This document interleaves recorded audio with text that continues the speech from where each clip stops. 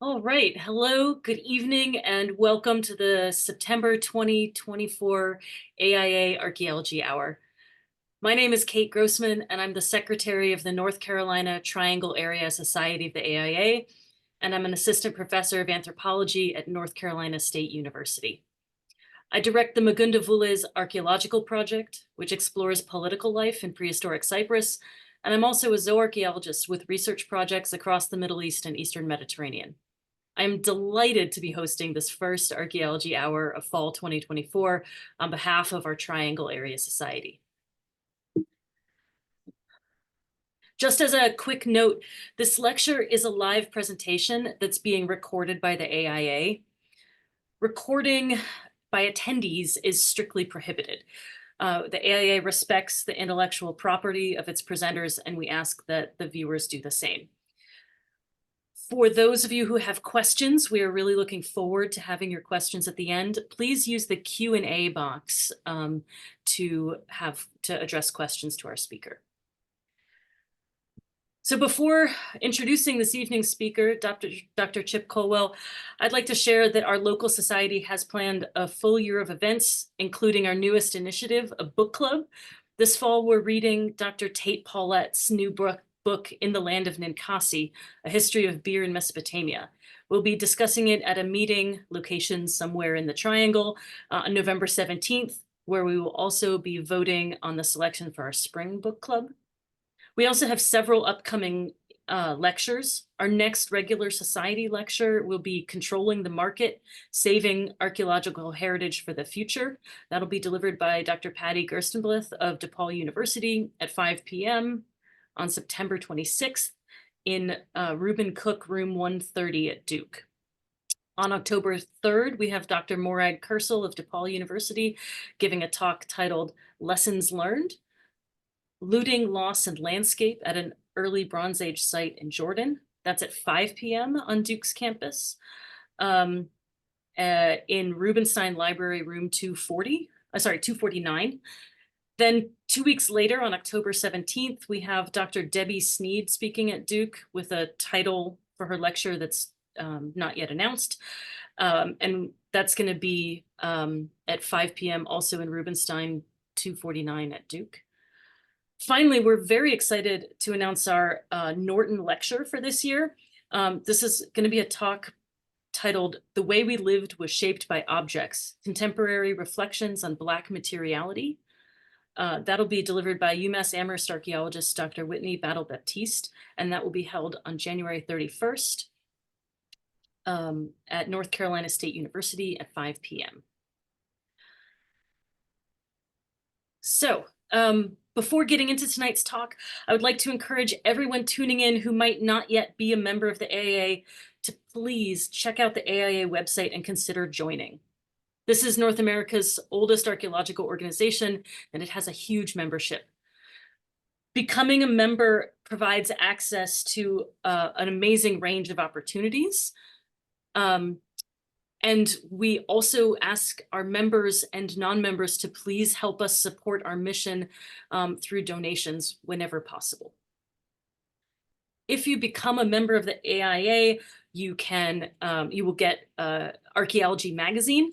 And if you're interested, you can also sign up to receive the American Journal of Archaeology, both of which are fantastic publications aimed at slightly different audiences. Becoming a member of the AIA offers you the opportunity to find an excavation where you can actually join in archaeological fieldwork. It offers information on our local societies, on all sorts of events. And there's also the possibility of joining archaeological tours with the AIA Tours. There's a whole host of other possible benefits, so you should definitely check out the website and see, what the benefits might be for you. All right, so one of the things that the AIA has been really pleased with is that we are able to make the most of this new Zoom world, and we're offering a wide range of excellent virtual lectures this year. No worries if you miss one. Past and future lectures are all going to be available on the AIA YouTube channel. So Enough of me rambling. Now on to the reason that you are all tuning in. I'm very excited to introduce our speaker tonight, Dr. Chip Colwell. Dr. Colwell received his PhD from Indiana University and his BA from the University of Arizona. He held a postdoctoral fellowship at the American Academy of Arts and Sciences in Cambridge, Massachusetts, and he's now an associate research professor at the University of Colorado, Denver. He's also the editor-in-chief of *Sapiens*, a digital magazine of the Wintergren Foundation about anthropological thinking and discoveries. He's the author and editor of 13 books, including *Plundered Skulls and Stolen Spirits*, Inside the Fight to Reclaim Native America's Culture, which received 6 major book awards. Dr. Colwell's newest book, *So Much Stuff*, investigates why humankind went from self-sufficient primates to nonstop shoppers, from needing nothing to needing everything. In it, he shows how humanity took 3 leaps that led to stuff becoming inseparable from our lives, inspiring a love affair with things that may lead to our downfall. Today, he takes us back to the beginnings of that trajectory with a lecture titled On the Origins of Stuff. So please join me in welcoming Dr. Colwell.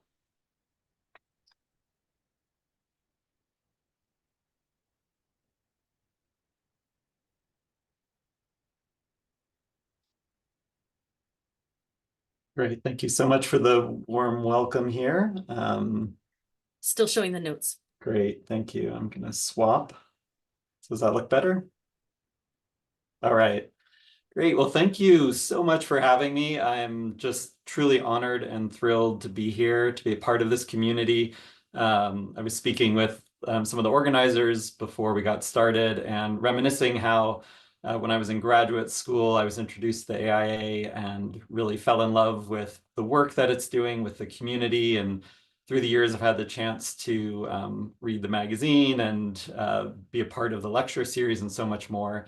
And so to help kick off the season truly is a great honor. And I'm so thrilled to be able to share with you my latest book. And so what I'm going to do tonight is provide a kind of overview of the book itself, but hopefully provide enough detail and storytelling that you also learn a lot. So if you would one day like to turn to the book, that's great. If not, the lecture tonight is going to give you a lot of ideas around where I believe we can point to and look to for the origins of stuff. So the book, So Much Stuff, began with a question that my sister asked me one holiday break. We were sitting around having a meal and she asked, "Why do I have so much stuff?" And it seemed like a pretty simple, kind of straightforward question. You know, I looked around her house and like most of us, you know, coffee table, a throw rug, bookcase, dining table, you know, and so on and so forth. And, you know, the simple answer is a lot of that stuff is because she bought it and most of it was shipped from places like China or Cambodia or India. But at the time, I was a museum curator and a longtime archaeologist, and I knew that underneath that kind of simple, straightforward answer was a much deeper and probably profound answer that I felt like I should have been able to answer, having done a lot of field work, being a curator of stuff, and that being my job. So the holiday came and went, but that question really stuck with me. And I started to look at the collections that I was in charge of at the time, about 100,000 things that humans had made from, 2 million years ago up to pretty much yesterday. And previously, I had really looked at those artifacts as individual notes, individual cultural notes that we collected into this assemblage. But I began to ask myself, what would it look like if I started to look at all of those objects together as a kind of symphony played since the beginning of our kind? What exactly does the story of stuff have to tell us about who we are and where we came from and how it is we did end up in this world with just so much stuff? And as I looked around, I saw that we had a story of stuff that needed to be told, but also an explanation for how our world in particular became so overstuffed. So, you can point to all kinds of statistics. So, for example, in the 1950s, most US households were about 800 square feet on average. Today, they're about 2,000 square feet. The storage business, those external storage units that you can rent or buy, that is now a multi-billion-dollar industry, whereas just a couple decades ago, it was a multi-million-dollar industry. Global trash is expected to double in 25 years. And so, you can look at those statistics and look at the stories of overconsumption, and you really, I think, need to ask yourself, how did we get here? Where did this come from? And how did our world itself become so overstuffed? So as I began to digest these questions, I started to look in the library, and I assumed other people had tackled this question. And as I read books and looked around, I had seen that there were bits and pieces of this story scattered throughout all kinds of disciplines, from psychology to human evolution to archaeology, of course, business world and marketing, history, and just a whole range of disciplines. But few had really tried to put this story together into a coherent whole. So I set off on the adventure of writing this book, and I used a multidisciplinary approach that was really grounded in archaeology and the material world that we live in. And from this, I was able to propose a new theory, a theory that involves three big leaps that our ancestors took over the millions of years. And this is the story that I tell in the book and that I hope to share with you tonight. So leap one is make tools. When you look around the animal kingdom, you see that in some ways, the existence of tools is incredibly rare. Out of the millions of species that have ever touched the earth, today, there's only about 418 types of tool use scattered among different species.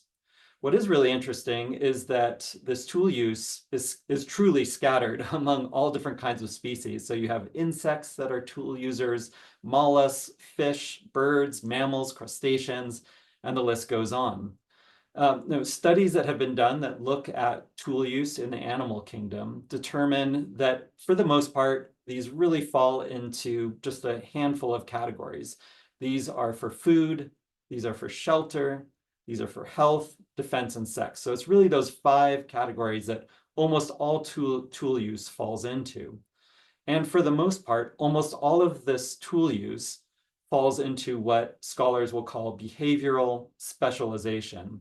And what this means is that you have a tool use develop, and it is passed on from generation to generation, but that tool use does not deviate between those generations. It does not change, or it changes incredibly slowly or incredibly rarely, or you might see it change in a specific individual, but then will veer back to a standard practice across that species.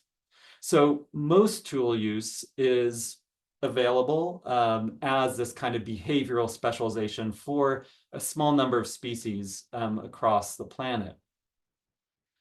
To understand where tool use came for humans and our ancestors, we need to look at a different kind of tool use. And this is what researchers call creative tool use. And so imagine a problem, okay? There is a very deep tube, let's say it's like 6 feet deep, very narrow, so you can't fit your hand down it. And at the bottom of that tube is a peanut, which, for example, gorillas and chimpanzees and many of our primate cousins really, really love to eat. But it's stuck there at the very bottom of this clear tube. So they can see it, but they can't get to it. And the tube is secured to the floor, so you can't knock it over. However, next to this tube is a water hose with water coming out of it.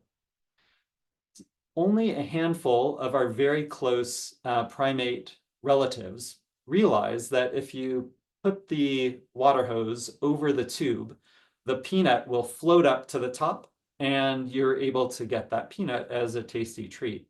So you're using that hose in a very creative way. This is not something where your parents would have taught you or your family groups would have taught you. You have to solve a problem on your own. So in creative tool use, what we see are solutions that are flexible, adaptive, and innovative. And this speaks to what our most ancient ancestors would have had to have done the very first time that they were figuring out how to use tools. Because our world is full of possible tools, but we have to be creative enough to be able to figure out how to use them. Our world, for example, is filled with rocks, and rocks can be broken apart. They can be sharpened, and with those sharp edges, you can use them as knives and axes and other kinds of sharp cutting tools as a means to, for example, kill animals, to slice off meat, to process tough tubers, and so on. And so the question is, where did this first begin among our ancient ancestors? And for a very long time, going back 1700s, 1800s, and into the 1900s, it was assumed that we were unique, that essentially humans were the only tool users in the entire animal kingdom. In the 1900s, this began to shift as people began to look at other animals, primates, and other kinds of mammals especially, and looked at some of their practices. And there were these kind of hints and whispers that this might go far beyond humans.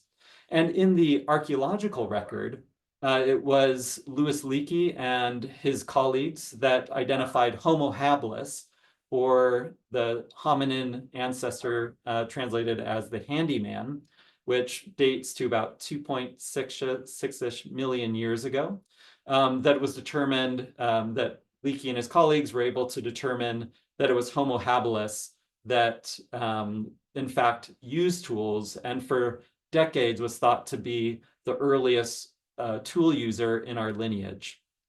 But then in 2010, the Ethiopian archaeologist Zere Almasged and his team discovered these broken bones, which you can see here on this slide. And what they discovered were cut marks made into the bone. And this was a find that dates to about 3.4 million years ago. And so what was astonishing about this find, and what was so important about it, was not only did it push back the emergence of stone tools by about 800,000 years, additionally, the ancestor who made this would not have been Homo habilis, but rather an Australopithecine. So if you're familiar with the famous Australopithecine Lucy, also discovered in Ethiopia, or known as Dinknesh, that would have been one of Lucy's kind that were using these first stone tools. Now, some were very skeptical initially of the discovery, and especially because the tools themselves weren't found. But within a few years, in fact, those stone tools dating to the same period, about 3.4 million years ago, were found in Kenya. And so this really definitively showed and shows that the emergence of stone tools occurred about 3.4 million years ago among our Australopithecine ancestors. And what does it take? What would that moment, that very first moment of the discovery of tools entailed? It would have entailed all different kinds of insights and abilities, everything from creativity to visual processing to having planning and so on. But scholars believe the three key elements to the emergence of these very first tools, which we believe were stone tools, involve first learning with reasoning. So that's you're able to creatively adapt to a problem through creative problem solving. And you're doing this through reasoning, not just kind of random chance. Next, you need to have the physical ability to actually produce what it is you can envision producing, right? So a snail, for example, is not likely to produce stone tools. And then finally, you need a working memory. So this is once you've established a creative process and you have the physical ability to do it, you need to remember the steps that you took to do it so you can replicate it. And then you can introduce those steps to others, and then they can remember those steps as well. So it's really the convergence of those three elements that we believe led to the discovery of these stone tools. And after those first probably very, very crude tools about 3.4 million years ago, you do begin to see more sophisticated tools, and especially with the practices of Homo habilis about 2.6 million years ago, who their species created what we call the Oldowan toolkit, which is composed of three parts: the hammerstone, the core, and the flake. And these tools, this most basic set, we believe, was a fundamental shift in our trajectory of not just stone tool use, but also our very being. As tool use becomes regularly used with our ancestral kin, there is the emergence of what's called techno-organic evolution. And this is the idea that tool use allowed hominins, like Homo habilis, to eat more foods more easily. So they can more easily process meats and difficult roots and things like that. And as they begin to use those tools more and more, tools become increasingly essential to survive, not just kind of an add-on or plus to survival of our ancestors, but essential, that you can't live without these. And as these tools become more essential, there then begins this kind of feedback loop between biology, on the one hand, evolution of our bodies, and on the other hand, culture as expressed through this technology. What happens is a kind of synthetic organ of tool use that becomes essential to our evolution. And so these so-called synthetic organs are things like stone cutting tools, things that can process, for example, meat, so that our ancestors were essentially already eating meat before they even put it in their mouth. And as they're able to use cutting tools for processing meat before they even eat it, you see shifts in the skull of our ancestors. So the shape begins to shift. Jaws become more gracile, they become less robust. The teeth themselves become less sharp and less robust, because all of that cutting and processing is happening external to the body before that meat is even consumed. And then as the teeth and jaw begin to shift, you begin to open up more possibilities for bigger brains.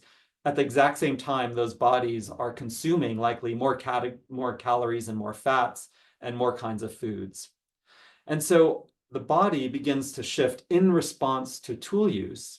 And as the brain of our ancestors becomes more sophisticated, they in turn are able to make more sophisticated tools.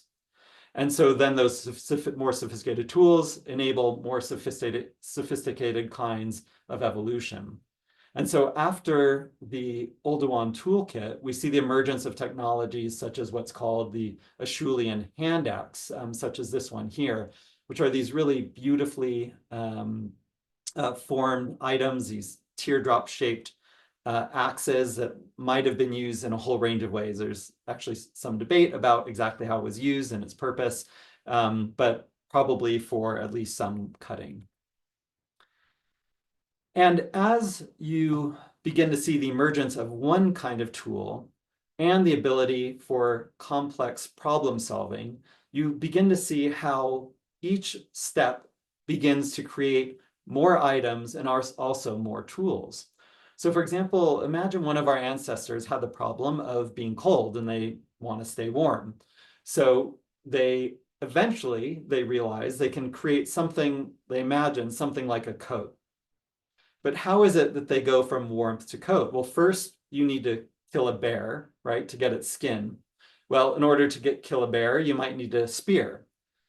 And once you kill a bear, you have its fur. Now you need to shape it. So now you need a knife. Now you have parts of fur or skins. Well, how do you get them to stick together? Well, now you need thread and needle. So you can see how even just a relatively simple problem like wanting to stay warm, a relatively simple solution like a coat, leads to multiple forms of problem solving and multiple types of object. So what we begin to see is about 500,000 years ago, the emergence of different kinds of technologies, different ways our ancestors were surviving and living. We see the beginnings of things like houses and spears, sculpture, paints, and necklaces. And as all of these technologies are developing, they are unfolding in what some have called the ratchet effect. And this is how one technology can constantly be modified and improved upon. There's basically a constant iteration that humans and our ancestors have long engaged in. And we can think about this example of how did we go, for example, from a phonograph to an MP3 player. And what you see is a series of incremental changes in the approach and the technology itself, so that each new form of technology is an improvement upon the last. So imagine that this ratchet effect, though, of course, isn't just happening with, for example, musical instruments, but it's also happening with houses and clothing and weapons and arts and so on. And so all of these different forms of technology are being iterated upon and quickly adapted, relatively speaking. Whereas for the old one technology, for example, lasted about 1 million years. On this side of 400,000 years ago, and especially by about 100,000 years ago, you see this ratchet effect producing a really spectacular and broad array of technologies and human material culture. A fundamental shift in this first stage of making tools unfolds with the Neolithic Revolution. So somewhere about 12,000 years ago, in many parts of the world, we see humans begin to live a new kind of lifestyle that is often more settled, more dependent on permanent year-round agriculture and animal husbandry. And with this kind of settling down, you see the emergence of more and more stuff. You need more stuff to survive in one place as you settle down, right? If you are, for example, now a full-time agriculturalist or a full-time sheep herder or herding cattle, then you need things like fences, and you need different kinds of tools to process the animals, to protect them, to house them, to feed them, and so on. Additionally, probably as anyone here has experience, when you live in one place for a long time, stuff just kind of adds up. When you're not always on the move, your closets get full. You have the capacity to add more and more to your life and to the things that you possess. A really vital shift that happens with this settling down, though, is the ability to create a surplus. So most hunter-gatherers typically aren't creating huge amounts of surplus of foods or other kinds of resources. But once we see the Neolithic Revolution, all around the world, we begin to see the emergence of surpluses. And so with that, you begin to also see in parallel the emergence of class, the emergence of competition for those resources and those surpluses. So surplus plays a really important part in this story. And so finally, through all of these forms of tool use and the development of technology, we end up with our modern material world. And what's really fascinating to me is the ways in which we see the emergence of our modern material world, not 100 years ago or even 500 years ago. We can look, for example, to the mummified ancestor known as Uzi. He was a murder victim that was found in what's the Italian Alps, that dates to about 5,000 years ago. And this is a reconstruction that you're seeing of him and his technology. And what's really cool about the story and Uzi is that we can look in essentially every single thing that he wore and used are things that are entirely recognizable to us today, from his hat to his coat to his underwear, to the tools he was using like bows and arrows and axes. Even his backpack frame looked very much like my very first backpack frame that I bought from an army surplus store. So we see the emergence of our modern material world by being firmly in place by about 5,000 years ago. And with that material world in place, we see the next great leap, which is the leap to make meaning.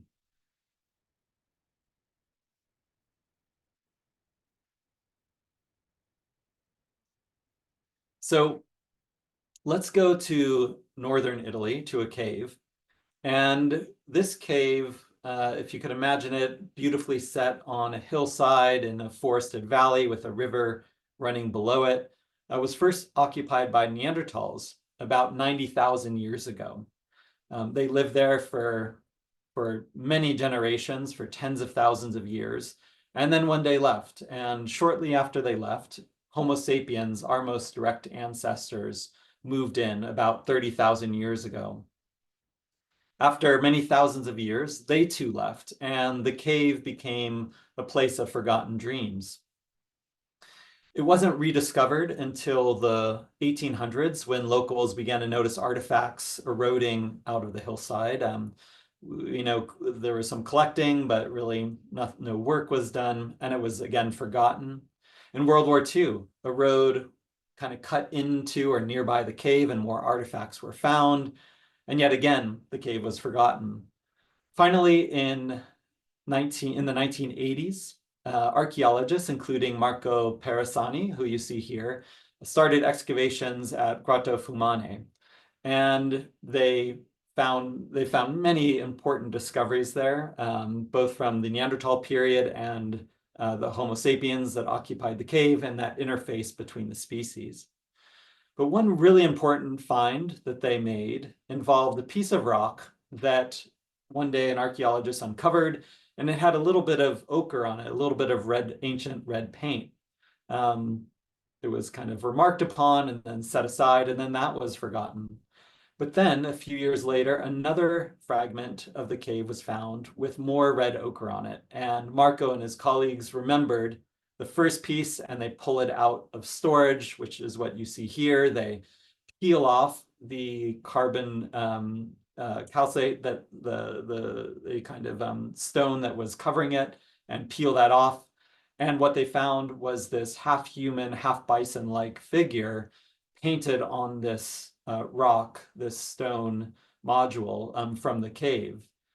And once they dated it, they found that this was made about 36,500 years ago, which at the time made it the world's oldest known art. So how did we go from things like really functional tools that simply helped ancient ancestors of ours get a good meal to a world in which we are using objects that are filled with meaning? To help explain how this kind of meaning-made object began to fill our world, I'd like us to think about these different steps that emerged in our human story. The first is a kind of requisite, I think, part of an aesthetic, of the creation of art, is first an aesthetic instinct. And again, we can look across the animal world, and we indeed find that many different animals can perceive objects, evaluate them, and act on that preference. So for example, psychologists in Tokyo have trained pigeons to distinguish paintings between Picasso and Monet. They've also trained them to distinguish between different types of classical music. This aesthetic instinct was likely tied to evolutionary goals around mating, it's believed, and some of the first artists may have elaborated initially on this instinct in a kind of adaptive purpose.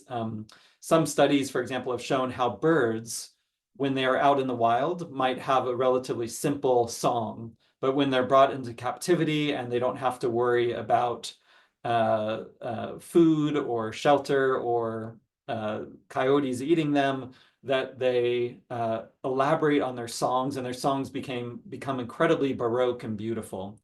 And so it's believed that perhaps some of the emergence of what we see in our line arrive at this kind of playful adaptation of this aesthetic instinct. But to my mind, art is not merely an aesthetic instinct, it's also a form of self-expression. Here we can look to an artifact that was found in the late 1800s, but was only recently rediscovered. And this artifact is a mussel shell that contains some zigzag patterns on it that a Homo erectus made sitting by the seaside in Indonesia. Here I've highlighted the black to give you a sense of what the actual etching was like. And many have pointed to this artifact as perhaps the beginning of these forms of self-expression where these kinds of zigzags have no known function. There seems to be very little purpose to it in any kind of immediate functional or survival sense. And so very much might have been the product of perhaps a Homo erectus trying to replicate the breaking of the waves, some mountains or other parts of the landscape of their own experience, or perhaps even some images in their minds. But art is not merely an aesthetic instinct. It's not merely self-expression. It often is also involving symbolic thinking. And symbolic thinking is perhaps one of the greatest discoveries that our ancestors have ever made. And it was the discovery of a relationship between a thing in the world, so for example, like a tree, the concept of that thing, the tree you can imagine in your head, and then creating a symbol of that thing out in the world, like the drawing of a tree. This form of thinking, symbolic thinking, is the foundations of language. It's the foundation of artistic expression, of our relationships, of how we see the world. It is the lens by which all of humanity sees its world. We don't know exactly when this might have emerged, but some have pointed to certain objects. For example, the drawing and photograph that you see here of the Barakat ram, which is found in the Near East and dates to about 280,000 years ago. And it's been fairly controversial because it's a natural stone that seems to have just been very lightly altered to resemble the shape of a voluptuous woman. So some have hypothesized that this might be the emergence of symbolic thinking, where you begin to see natural objects in the world that begin to take on certain resemblances, and our ancestors notice those resemblances and then make intentional objects to replicate them. All of this then culminates in what some call the blank canvas stage. And what this means is that you are not merely replicating what you see out in the world, but you're able to imagine something in your mind and then create it. So you're able to imagine something like an animal that is half bison and half human, and then paint it on a rock. Symbolic thinking is then and these forms of self-expression and the aesthetic instinct began to go far beyond what we might merely call art, but they begin to suffuse multiple forms of meaning making. This is a massive boulder that is in the shape of a python and was likely modified, and then there's rituals made around it, ritual offerings made around it, that date to about 70,000 years ago. And some have argued that this is the first religious monument and religious site in the world with concrete archaeological evidence. Another example is another form of symbolic thinking and meaning making is that of money. So without the acceptance that this round object made out of metal has a certain kind of value in the world, it would be impossible to have the emergence of money about 2,500 years ago in Turkey and our modern world economy. Without meaning making, you wouldn't have things like heirlooms, items that begin to take on meanings of love, of care, of family that can be passed on from generation to generation, and that take on their own unique forms of meaning as well. Without meaning, you couldn't have gifts. You couldn't have an object symbolize a moment of care or the means by which human relationships are built and sustained. Everything from the famous potlatches of the Northwest Coast to the birthday gift that I received about a week ago. And you couldn't have forms of identity as we know it today without meaning making. The clothing that we wear, our haircuts or lack of hair, whatever it might be, all of it shapes our identity, and all of it is meaning making through the things that we adorn ourselves with, that we surround ourselves with. So identities are fundamentally shaped by our things. And so objects are far more than their functions. They take on multiple meanings They become sites of power for art, religion, economies, families, identities, and much more. And so the appeal and necessity of these meanings have held such sway that humans have constantly made more and more of these things, more and more of this stuff, to affirm our place in our world and to make us who we are. And so finally, on to more and more. So leap 3 is make more. And this section of my work and my theory is, we can look to the emergence of the Industrial Revolution. And it's a fascinating story of how certain tools and technologies emerged in England in the late 1700s and were stolen and brought over to the US.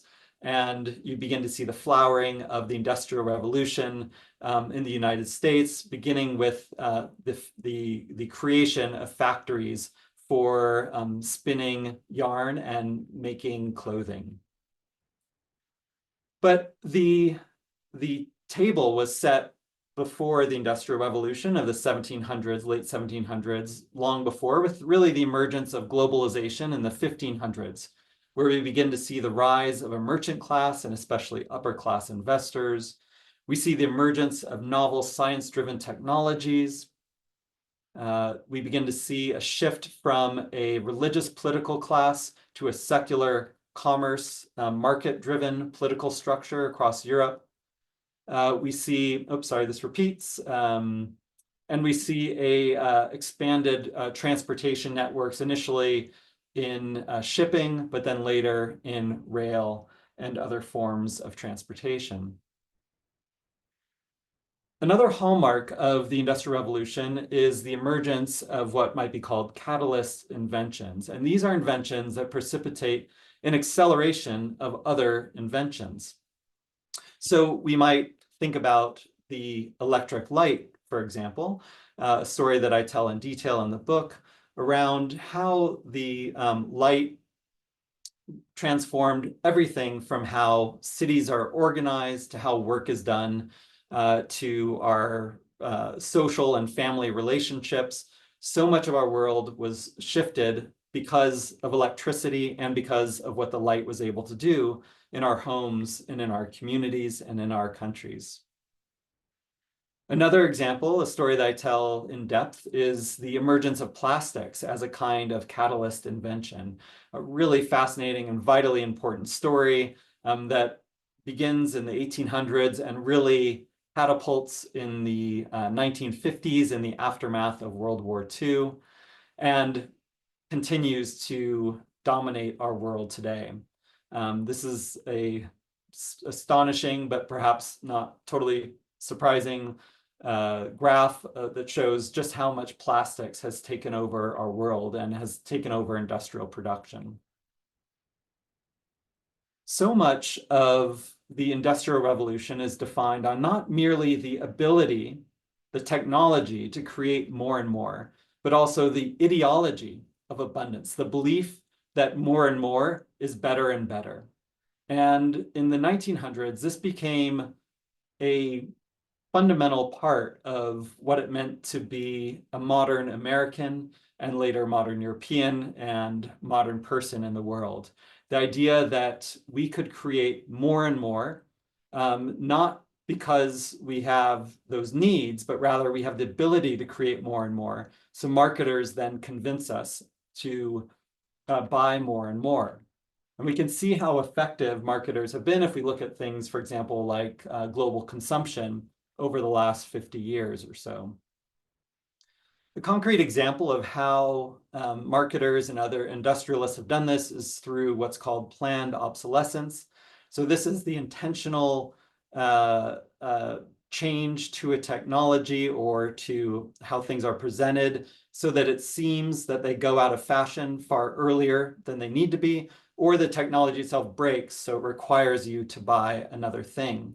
Chevrolet actually helped pioneer this approach in the 1920s when they found that people weren't buying new cars by that point. You know, cars had already been around for about a decade, and cars were being pretty well built. There was no need to buy a new one.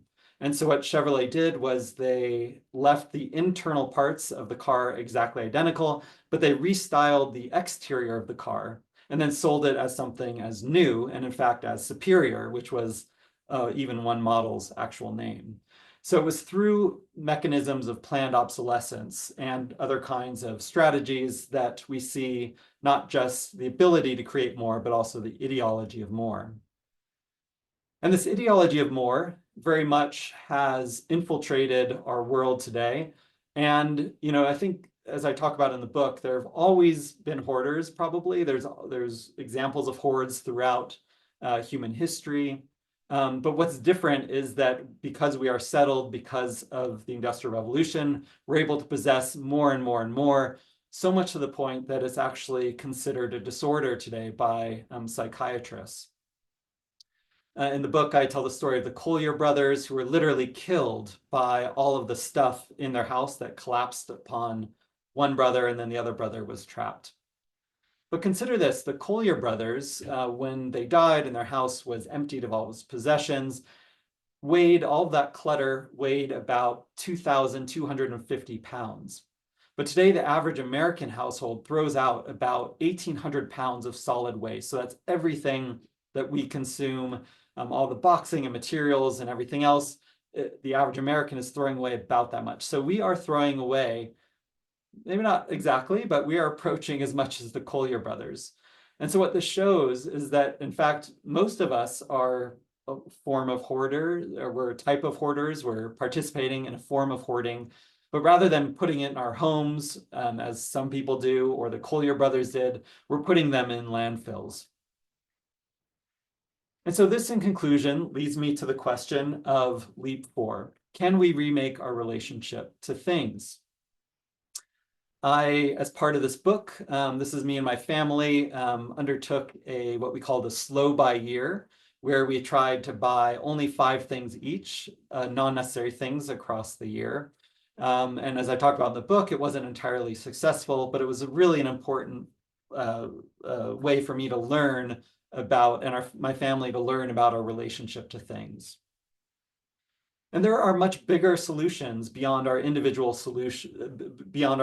actions that we need to consider. So in the book, I talk about how there are forms of what some people call circular economies, where essentially fewer and fewer items are thrown away. There's less and less waste. And this is necessary because for a very long time, corporations have put the blame on the individual consumers, where much of the blame lies with their own complicity in their practices and industrial production. So what we need to move we need to move towards more closed loop systems. We can look towards all kinds of movements. There's a really fantastic one I recommend called the Zero Waste Movement. And we can take small steps, but collectively. So for example, in 2023, there in the US legislature, US Congress, there was a proposal for a Right to Repair Act, where certain electronics and other things that are literally made so they can't be repaired have to become more repairable. And there's similar movements in France and Kenya and other parts of the world as well. So in conclusion, I encourage the reader and all of us to think about what it might mean to be a real Luddite. And Luddites, as I talk about in the book, when you look at their really cool, fascinating, terrible story, is that yes, they rejected the tools of the emerging Industrial Revolution in the 1800s, but they at the end were not anti-technology in itself. They actually welcomed new forms of factories and new forms of technologies. What they fought against was technology that alienates people from our social and environmental values. And I think that in the end is the biggest lesson for us as we consider the origins of stuff and why we have so much stuff. So with that, I will turn things back over to Kate. And I believe we have about 10 minutes for some questions. Oh, that was great. Thank you so much. So there are quite a few questions in the Q&A box, but I'm going to take the host prerogative and ask one. I'm going to build on a question from Kathy Costin. So she took issue with your statement that the first tools were made of stone. And I wanted to build on her, the point that she raised in the Q&A and ask about the ratchet effect in the way that you see it. And would the way you've laid out the ratchet effect, at least here, has sort of a primacy for stone tools and a secondary use for organic technologies. And I wondered if you could talk a little bit about what role you see for organic material tools in the trajectory of a ratchet effect. Yeah, great questions and great caveat as well. As archaeologists, we tend to focus on the very things we find, and you can find stone tools much more easily than you can find, botanic or other kinds of materials, especially that in general, and then especially if we're talking about 3 to 4 million years ago. It's just would be exceptionally rare to find that. But Nick Toth and others have written on this, and I find their arguments very convincing that it's highly likely that the very first sets of technology probably may not have been stone. There might have been nets, for example, other kinds of technologies to trap animals. But certainly we see other primates use branches and other kinds of tree items as essentially a form of tools. Of course, very famously, which I talk about in the book, Jane Goodall found straw was used by chimpanzees for fishing out termites. So almost certainly, there would have been a whole world of non-stone tools that emerged somewhere in that story. Whereas the limitation as a storyteller, but also as an archaeologist who's dependent on the evidence, is that we can only really look towards what the evidence shows us at this point. So until those discoveries are made, we can make some guesses, we can have a few hypotheses about the wealth of material culture, but stone tools are our best concrete evidence to look at right now. And those caveats are in the book, but in simplifying, we're probably smoothed over a little too much here. Great. Well, yeah, thank you very much for that. I want to go to the sort of other end of things. Cynthia Battier asked what your thoughts are about the human impulse to destroy stuff. And she said, I'm thinking of the ancient Mayan termination rituals where they destroy ceramics and other items. Yeah, fascinating question. And, I think there's a lot of very cultural specific practices that I'm not sure, in my telling kind of the big story, that I'm not sure you could find explanations in every case. I think certainly what we do see is a contest for material goods. Once you especially see sedentism and people settling down in permanent in villages and towns and then cities, and the competition over surplus. So I think destruction is a really fascinating other end of the spectrum to look at.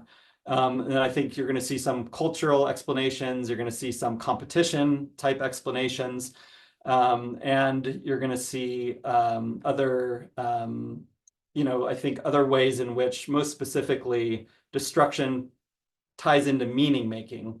I wrote a paper way back on the destruction of the Bamiyan Buddhas in Afghanistan. And if you look at that act of destruction for the Taliban and those who participated in it, as well as those who witnessed it, that was an act of meaning making. And that is mostly why they did what they did, I argued, and I believe. So destruction has a multiplicity of purposes, but meaning making is certainly an important one. Yeah. All right. Thanks. Ellen Stone asked about taking this like destructive angle in another direction. She asked about the effect of persistent war on our drive for creating this stuff. Do you see a war effect on stuff production? I do. I mean, I think you see the emergence of weapons and other forms of technology with early sedentism as people settle down. But if we really look at the rise of the modern overconsumption of stuff, certainly the military-industrial complex is a fundamental part of that. And in the book, I talk about, in fact, how the invention of the multiple forms of plastic that we mostly use in our products today, almost all of that can be tied to the war effort in World War II. So the technology itself is very much tied to the violence and warfare writ large. And our overconsumption today is very much tied to how those technologies emerged in the face of war. Yeah. All right. So keeping it on a sort of in the modern realm a little bit, we have a question about AI and its role in stuff. So Nicholas asks, have you thought about how AI might play a role in step 4, remake our relationships with stuff? Or is the device the stuff and the AI secondary? Great questions. I think we're seeing it playing out before us, so I'm not sure I have the answer. But certainly some have pointed to different stages of the Industrial Revolution for the last 300 or so years, and many argue that we're in the 4th Industrial Revolution, which is very much driven by computer technologies, and some now even are saying we are in the 5th precisely because of generative AI. I think I think we're gonna see how this technology reshapes industries, problem solving, both good and bad, but I think we're only 18, 22 months into generative AI being out in the world. So I think I'm gonna have to come back in a few years to lecture on that one. Yeah, volume 2, right? Yes, there you go. All right. Judith asked about the role of gender, and I wondered if you could talk a little bit about how identity, gender, other identities, how those played into your discussions of stuff in the book. Yeah, very much so. I think I lean into a lot of the feminist archaeologies that emerged in the 1980s and beyond. And I think, gender has a key role to play, especially in the history of different domains of stuff. So household material culture, other kinds of domains that are designated culturally as gendered, very much shifts and changes, how things are made, why they're made, and how they're used. So I think especially once we get to the emergence of meaning making in that stage 2, there's very much a role that gender plays. Yeah. All right. Great. I think as we're nearing the very end here, I wanted to ask you one last question that comes from Nan, who said this was a really eye-opening presentation and asked what you found most surprising in your research for this book. That's a great question. I think what I found most surprising was that I was able to tell this big story. All of my other work has been on pretty narrow cultural histories. I worked a lot in the US Southwest with Native American communities. I peeked behind the curtain in Mauritius for 1 year during a Fulbright. So I really kind of dabbled in regional histories and regional cultures. And I didn't, when I first set out on this journey, really suspect that a big story of humanity was really there to be told. And what I discovered is that it was there, it is there. And of course, the diversity of the human experience is so large and mysterious and wondrous, but at the same time, so is the story that connects all of us. And so this is a story of cultures, of particular times and places and people, but this is also truly a story of our species, our origins, and who we are. Well, that's wonderful. I really appreciate it, and I appreciate that response because it is important for archaeologists to bring it sort of up into the modern world. So yes, I think that we will leave it there. Great. Well, thank you so much to the hosts. Thank you, Kate. Thank you. Thanks to the AI. Thanks to all of you for being here. I really enjoyed it. Thanks, everyone. Have a very good night.